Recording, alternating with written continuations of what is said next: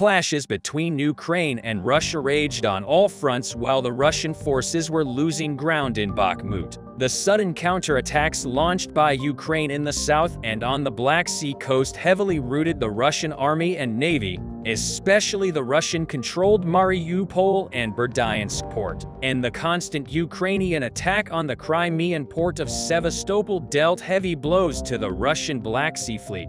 The most important component of Russia's missile attacks was undoubtedly the Russian Black Sea fleet. The biggest threat to civilian life in Ukrainian cities was the Russian warships in the Black Sea. Almost all of the ships in the fleet are missile carriers, and the majority of the missile attacks against Ukraine came through the Russian Black Sea fleet. The Ukrainian army had to put a stop to this, except for the Russian flagship Moskva, which was sunk at the beginning of the war. The Russian Black Sea fleet, which could not suffer serious losses, has started to lose its effectiveness in the Black Sea with the regular and strategic attacks of Ukraine. Here in this video, we will talk about the losses and current effectiveness of the Russian Black Sea fleet. Come on, prepare your drinks, sit on your comfortable seats, and let's start to review the details of our news together during the Ukrainian war. The Ukrainian Defense Forces destroyed a total of 18 ships and boats of the Russian Navy.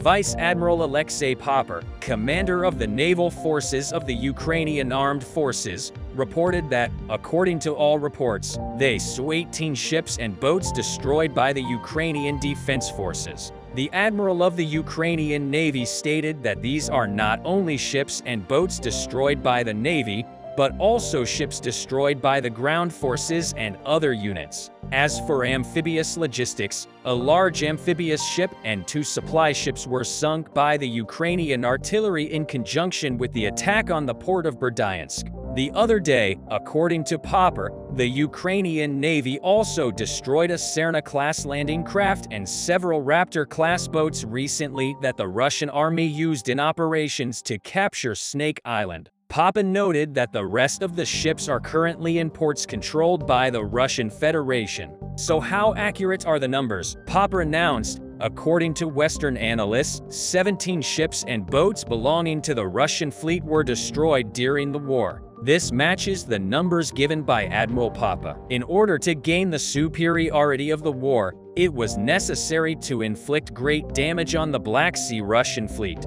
The Ukrainian army also drew a very successful graph in this direction. The Ukrainian Defense Forces used various methods and weapons to destroy Russian ships. For example, the Moscow missile cruiser, the flagship of the Russian Black Sea fleet, was destroyed by 2 Neptune missiles. In addition, Turkish-made Bayraktar TB2 unmanned aerial vehicles and unmanned vehicles supplied by the UK became the main reasons for the increase in the losses of the Russian Navy. Especially Bayraktar TB2 played a leading role in the destruction of Russian boats on the Dnipro River. All these losses caused the Russian Black Sea fleet to be out of the war, albeit for a short time. But then the Russian Black Sea fleet recovered faster than expected. The Russian army has doubled the number of missile carriers deployed in the Black Sea. Ukraine's Southern Operational Command reported 8 missile carriers equipped with Caliber missiles and 2 submarines are currently in the Black Sea and on active combat duty. In addition, the Ukrainian Southern Command warned the people of the region that warnings of air strikes should be taken seriously, given the available intelligence about the strengthening of reconnaissance activities by Russian drones and the readiness of Russian bombers to take off. As of last week, Russia was holding 4 Caliber-equipped missile carriers off the coast of Crimea. The doubling of this number is an indication that the Russian Navy is regrouping in the Black Sea. In addition to submarines in the Black Sea are doing their assigned naval duties in fear. Russian submarines, especially seen in the port of Odessa, are constantly coming to the area, probably for reconnaissance missions, come to the surface and then do not appear for a long time. Ukrainian military officials believe that the Russian submarines were probably on a reconnaissance mission and fled to the Black Sea immediately after the mission to avoid being hit by Ukrainian UAVs. So what is the current state of the Russian submarine fleet? Russia has recently begun to expand its submarine fleet. Russia's shipbuilding company,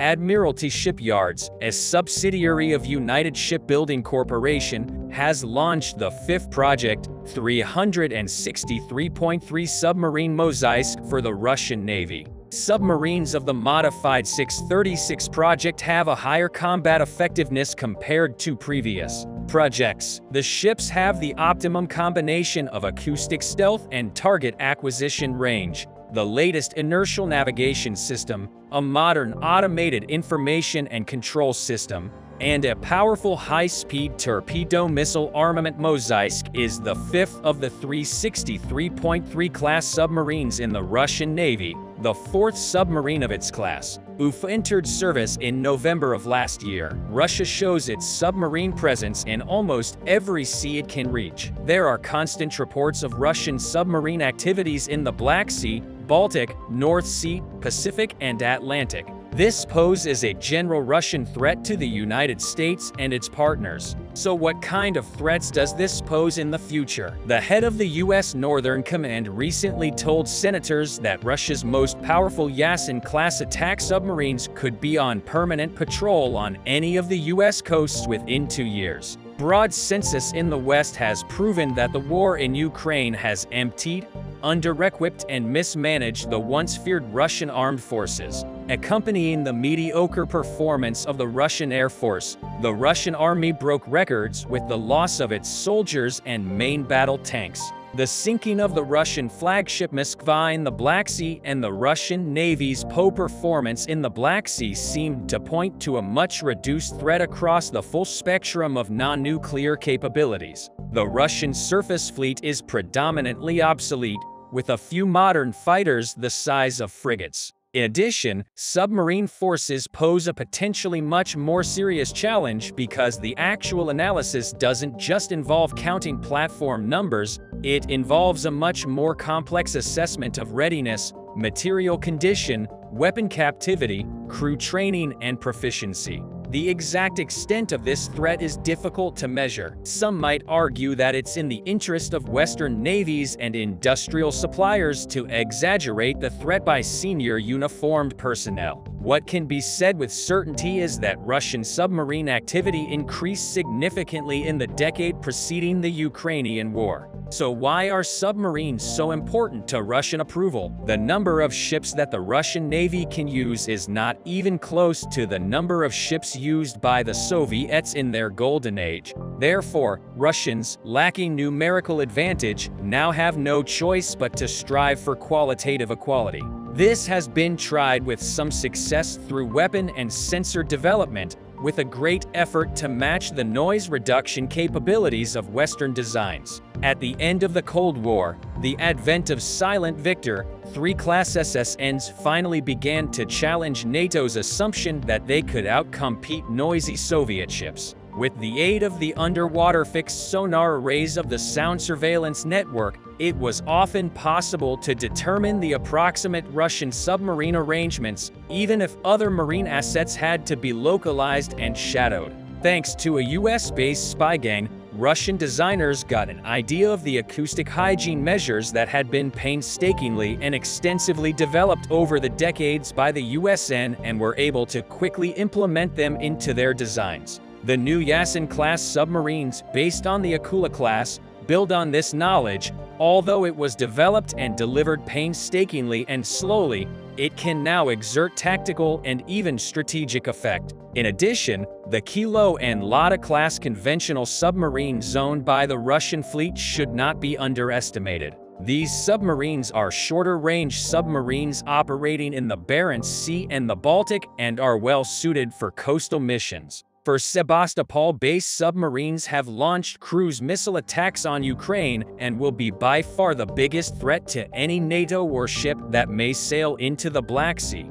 The war between Russia and Ukraine has entered a new phase. The war has now spread to Russian territory. Things are not going as planned in Russia. This is increasing tensions in the country. So how did the war spread to Russia? Why are tensions rising in Russia? Let's answer these questions together. First of all, we need to understand how this war spilled over into Russia. The Kremlin was making very bold statements before this war started. The Russian army was planning to capture Ukraine without any casualties, but the Ukrainian army thwarted all Russia's plans. The Russian army has been routed. Now, there is a great fear in Russia because there are explosions, one after the other in Russia. Recently, there were explosions at 2 military airports. This was the beginning of a new process. Let's look at the details of these explosions to understand this new process. A fuel tanker exploded at Ryazan military airport southeast of the capital,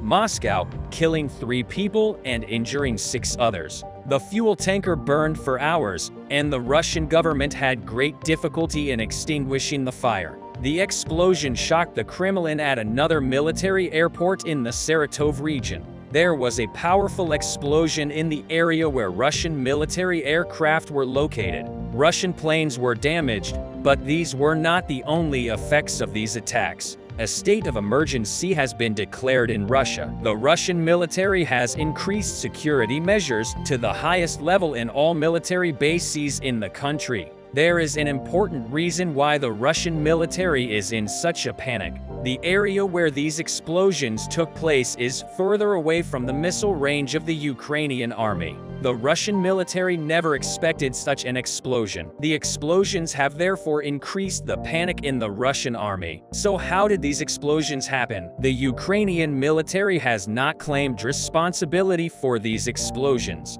Russia says the source of the explosions is still being investigated, but this is not credible. Russia is afraid to say that these attacks were carried out by Ukraine because this could further discredit Russia. Also, the Russian people are very angry with Putin because of these explosions. If it turns out that these explosions were carried out by the Ukrainian army, the anger of the Russian people against the government may increase even more. Support for the war in Russia is decreasing day by day. After the Russian army suffered a major defeat in this war, criticism of the war started to increase. Millions of Russian citizens are revolting against Putin's government by organizing anti-war protests. Putin is unable to suppress these rebellions. Putin has to win this war to suppress criticism against him. That's why the Russian media is trying to win the support of citizens by constantly reporting false news about this war. However, Russian citizens will learn the truth through their social media accounts, show more anger towards Putin. Could these attacks really have been carried out by Ukraine? Is the military capacity of the Ukrainian army sufficient for these attacks? Experts say these attacks could have been carried out by drones. The Ukrainian army has the world's most advanced drone technology. These drones have been very effective since the beginning of the war. Let's take a closer look at these drones. Bayraktar drones produced in Turkey are one of the most important weapons of the Ukrainian army. Bayraktar, an armed unmanned aerial vehicle, has a maximum altitude of 27,000 ft. In this way, it cannot be detected by many radar systems. Using these drones, the Ukrainian army made continuous detections in the regions occupied by Russia. All movements of Russian soldiers were monitored minute by minute using these drones. The Ukrainian army has inflicted enormous damage on the Russian army's tank stockpile. A total of 2,940 Russian tanks have been destroyed since the beginning of the war. These tanks were the most powerful parts of the Russian army. As a result of the destruction of the tanks, the Russian army could not continue its ground operations. Ukrainian drones managed to stop Russia's operations. One of the most important features of Bayraktar drones is that they have a 27-hour airtime. In this way, they can carry out successful operations even at very long distances. It is believed that the Ukrainian army carried out these attacks with Bayraktar drones. The most important feature of Bayraktar drones is that they leave no trace behind. The Ukrainian army has achieved great success in all its operations with these drones. Since the drones also recorded video footage, videos of the operations are constantly shared by the Ukrainian Defense Ministry. These videos are the biggest proof of how big a defeat the Russian army has suffered. Russia is very afraid that these attacks will continue. That's why security measures have been increased at military installations and oil resources in the country. The Russian economy is based on the sale of oil and natural gas. Explosions in these facilities could cause damage to the Russian economy. The Russian economy is in historic decline. The Russian ruble continues to lose value every day, and the Russian economy is drifting towards bankruptcy. Russia has to increase its oil and natural gas sales to avoid bankruptcy. However, after the recent explosions, there has been a major disruption in Russia's oil transfers. The Russian government is trying to increase security measures regarding the transfer of tanks carrying oil. However, this has severely affected oil sales. Russia has lost millions of dollars in just 3 days. The deterioration of the Russian economy is also making Russia's citizens very angry. New hikes are coming every day, even for basic food products in Russia. This situation increases the anger of Russian citizens against Putin. There are new polls on support for Putin and Russia. The percentage of those who support Putin has now fallen below 30%. And for the first time in history, Putin's opponents are angry. Putin, who has ruled Russia since 1999, is experiencing the most difficult days of his political career. There are already discussions in Russia about who should replace Putin. Competition for the post-Putin era is also increasing among the top bureaucrats working in the remnant. It is thought that Putin can no longer rule Russia. However, it is not yet known exactly how Putin's political career will end. The biggest determinant will be the success of the Ukrainian army in this war. Support for Putin continues to wane as the Ukrainian army's successes grow. Zelensky manages to defeat both the Russian army and Putin. If the explosions in Russia continue, Putin may have to resign. If the war drags on, it is predicted that the Russian government will change in the first general election in Russia. This situation worries Putin a lot. What do you think about these explosions in Russia? How do you think these explosions affect the course of the war? Do you think Putin's political career will end as a result of these explosions? Do you think Putin will resign? There is some bad news. While the Ukrainians inside Soledar continue to hold their defense, Ukrainian flanks around Soledar have gradually been compromised. Russian attacks to the north and south of Soledar started out wide and distant from the city, but over the last 2 days they have been steadily closing in. Russian fire recently started to impede the Ukrainian rotation process, and it also allowed the Russians to open more lines of attack. Preserving control over the main defensive positions inside the city can rapidly become useless. And here is why. Last time I told you that while the Ukrainians have focused on the northern and southern parts of the settlement, the Russians have attacked them right in the center. It was unclear at first how the Russians managed to do it because the Ukrainians should have been controlling the eastern area previously. The fights have been consistently reported to happen on the Tolstoy and Chernishevskaya streets, marking the presence of Ukrainian forces. The lack of updates from this region prompted most sources to assume that the Ukrainians quietly stepped back because even Russian sources assumed these positions without any claims of breaching Ukrainian defenses. This perfectly explains how the Russians managed to conduct an attack in the center. And this also means that the Ukrainians were not able to withstand the tempo of Russian advances. And today, the spokesperson for the Eastern Group of Forces explained how it happened. He said that almost all Wagner units had been relocated to storm Soledar, which made it the most intense area on the entire front, much more intense than even Bakhmut. He said that the Wagners had switched to using the tactics from the First World War, where they just tried to overwhelm the enemies with the sheer number of infantry. Some people have been skeptical about it because it is a private military company that cannot expand their professional personnel in this way. But this is where the rules of the game have recently changed because the head of the Wagner forces, Prigozhin, has recruited more than 40,000 Russian prisoners.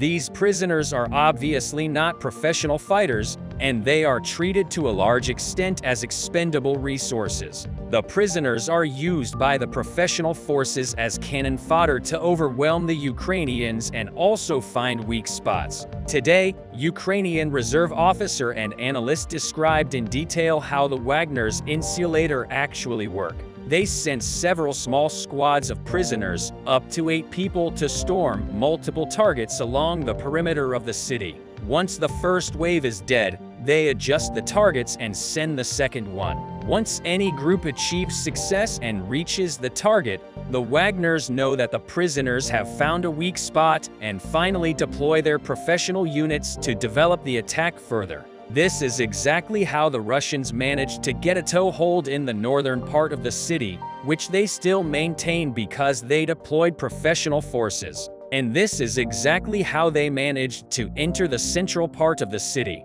Unfortunately, today's videos of fights suggest that the Wagners managed to develop their success inside the town. Such a dangerous development of the situation puts some Ukrainian units in Artem soil into a salient and force them to retreat towards the salt mines. So the fights are once again happening near the entrances to the salt mines. One of the reasons why the Russians were able to conduct the attacks along the perimeter of the city in the first place is that the Ukrainians seem to have failed to protect their flanks. Several days ago, I told you about the imminent Russian attack on the Ukrainian flanks, concluding that the main focus of the Ukrainians likely needs to be reinforcing the flanks and making sure that the Russians cannot breach them, even though the Russians failed to develop their offensive in Rostovka as they initially planned. By constantly attacking other settlements on the line, they managed to immobilize Ukrainian troops in Krasnopol, Sily Station, Gora, and Horodnia. Russian sources even claimed that they have already entered the latter too.